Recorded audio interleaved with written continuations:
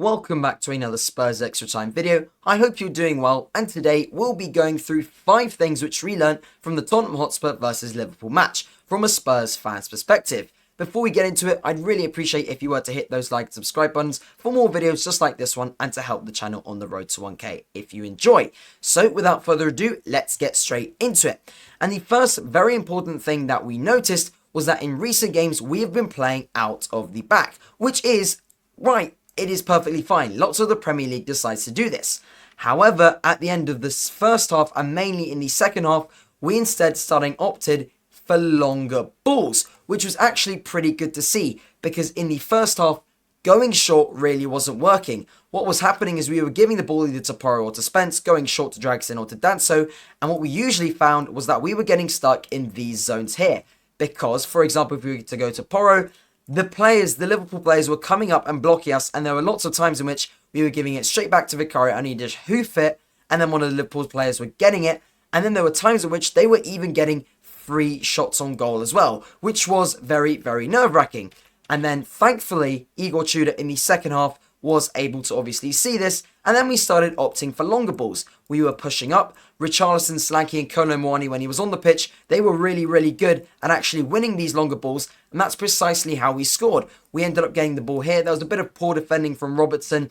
Kolo Muani did end up getting the ball. Richarlison ran forward, and then obviously we did get the ball to Richarlison, who then finished it off very, very nicely. And it just goes to show that that wasn't even the only way in which we scored that goal. There were lots of other chances. For example, in the first half, Richarlison had a couple headers from long balls, and that long ball strategy, which we then ended up playing with, did actually very much help us, especially away at Anfield. And so it's very good to see that we were able to switch things up and eventually get that equalising goal. So the next thing which we should also mention is the fact that these two, Danso and Dragusin, both worked their socks off yesterday, filling in for the suspended Van de Ven and the injured Christian Romero. And to be honest, it seemed like these two had more leadership, more passion, more desire to win than Romero and Van de Ven combined, because recently they've been showing absolutely none of it. Whereas Danso, he actually had a pretty good game. Obviously, we can look at his stats. He did win 100% of his aerial duels. He had 13 defensive contributions. Obviously, as a defender, that is what you would expect. But the point is, he and Dragusin were working his socks off. In my opinion, Danso did play a bit better than Dragusin. But the point is, as a centre-back pairing, they only conceded 1 goal against Liverpool away. Obviously, it could have been more than that. But on the other hand, we also could have scored more goals. And that's just how football is. And the fact is, these two worked their socks off and really showed passion and desire to win this game, filling in for those other 2 centre-backs which really have been doing quite the opposite. Yet those other 2 centre-backs have been given the captain's armband countless numbers of times.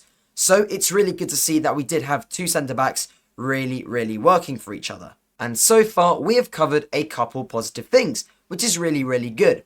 However, it is only fair that we end up actually looking at this as well. Tottenham Hotspur, we currently have a goalkeeping crisis, and this is the third thing that we have learnt from this. Obviously, we sort of knew this before, but to be honest, this has really solidified it. And there are a couple of things which I do want to say. Obviously, against Atletico Madrid, it was Kinski's biggest game of his life. Unfortunately, he did slip. He did make a few game-costing mistakes. And then Vicario obviously started in this game. And as we could see from this frame, which I took from the highlights, obviously I can't show the video, obviously to avoid copyright reasons. But as we could see from this frame, Vicario did get a hand on it. And I did see posts online obviously saying that any competent keeper would be strong enough, be skilled enough to just palm that away. And that would be that. Because Szoboszlai is a good free kick taker. But for his standard, hitting the ball around this area here, that's not... I mean, for a professional goalkeeper, that can't be too difficult to save. But one thing that certainly did make it difficult for him to save was the fact that he was standing, in my opinion, I felt that he was standing quite far left and leaving a big gaping hole on this side of the net for Szoboszlai just say, well, thanks, I'll just have a crack at that. And obviously, we do have Kinski and Vicario, but I do feel like, obviously, we're 5-2 down in this game against Atletico on Wednesday, I think it is. And obviously, we have another goalkeeper, a guy called Brandon Austin. And I do think perhaps against Atletico, we could give him a game. Obviously, Igor Tudor could say, no pressure on you here. Just play like you would normally. And if he has a good game, maybe start playing him in the Premier League games as well. because he has played for us a couple times before. He was pretty good. Certainly no game-losing mistakes. Have a feeling that most keepers in the Premier League would certainly be able to save this. And with Kinski and Vicario playing pretty poorly recently, maybe give Brandon Austin a go. Maybe give Kinski a go, but maybe he's not quite ready for that. But the third thing which we have learnt from this Tottenham v Liverpool game is that really we do have a goalkeeping crisis, which, to be fair, for a team which is only 1 point above the relegation zone, is, of course, quite worrying. I mean, that is certainly a fact. And now we're going to go on to the fourth thing that we did learn from this Tottenham v Liverpool game. And that is that these two in the centre of the pitch, Pat Matsar and Archie Gray. Archie Gray, my favourite player for Tottenham at the moment, by the way. Absolutely phenomenal player. But these two did go quite unnoticed, I feel like.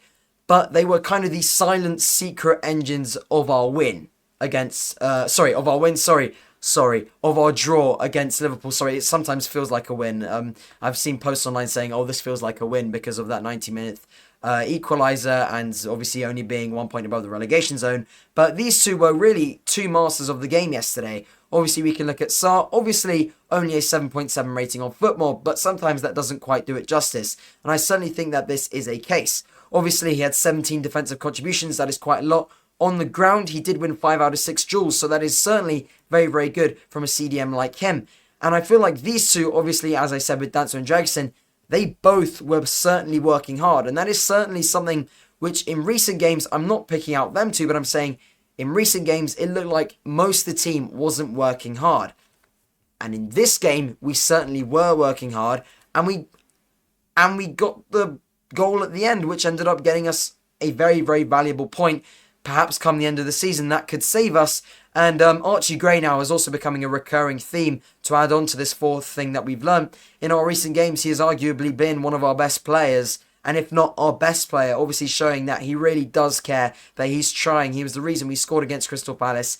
And in this last game, Gray and Sarr were phenomenal. Very, very happy with them too. And especially these four here. I mean, obviously these two as well were really good, but these four here, this kind of square of players here, very, very impressed and very, very thankful for their efforts at Anfield on Sunday, which is obviously very, very good.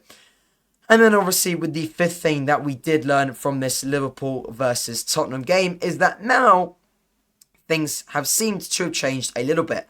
Obviously, I don't want to say it too early. I do not want to say that we're safe. We are by no means safe. However, the overall feeling of that game against Liverpool is certainly a lot better than those games against Arsenal, against Fulham, against Atletico, against Palace, because those games, they seemed sad. I mean, they were sad. It seemed like the players weren't caring. It seemed like the manager wasn't doing a good enough job. And by the way, I still don't think Tudor has done a good enough job so far. Maybe he will stay in the job come Nottingham Forest. I think that might be a little bit of a risk considering how big this game is in terms of the league, seeing as they're only 1 point below us and we're all nearly in the relegation zone. But the fact is, we were certainly trying harder. Obviously, there could have been a very, very big chance that Richarlison didn't score that we would have just lost 1-0. And by that point, I think Tudor probably would have been sacked. But the fact is, Richarlison did go and score. And obviously, there is now this narrative that obviously we were all trying. They were all trying. The fact is, the players were all trying. And we did deserve to get that goal. And for all you know, obviously, coming back to this point earlier from this Vicario mistake, this very nearly could have been a win. Obviously, both sides could have scored more goals, but for the goals that were scored, our goal was a goal. Great goal. Obviously, so was their goal. But the point is, this easily could have been kept out. And the game, we could have gotten 3 points at the end of the day there, on another day. And I think the overall feeling now is perhaps it's a bit less sad than it was before. I think, obviously, before that Liverpool game, I was thinking, oh dear. Like, oh dear, this Forest game could be really bad. But now looking at some tactics, some strategy that we did employ, obviously the way that players are starting to play, starting to care a bit more, or as though it seems, I'm not as worried for this Nottingham Forest game as I was before. Obviously, I'm still ridiculously nervous. However, I think if we do employ those long ball tactics that did work against Liverpool, especially at Anfield, if the players do still show enough desire, if perhaps we can get some good goalkeeping for once, and overall, if we could just stay as a team and hopefully pick up those 3 points, then we will certainly be looking like in a pretty good position come the end of the season. Obviously, in terms of not getting relegated, I don't mean in the grand scheme of the league. But there are the 5 things that we did learn from that Tottenham v Liverpool game. The long balls, the goalkeeping crisis, the Danso and Jackson working very, very hard, the Archie Gray and Pap Sarr being those silent machines through that equaliser, and then of course finally the overall feeling of that draw and the morale, I think, of the team and the overall state of the club, I think, has become a little bit lifted, and I think the belief has come back quite a bit for these next few games. So that is the video for today. I really do hope you did enjoy. Let me know your thoughts down below, and if you did enjoy, maybe share it with a friend, and of course don't forget to hit those like and subscribe buttons. See you in the next one, and come on you Spurs.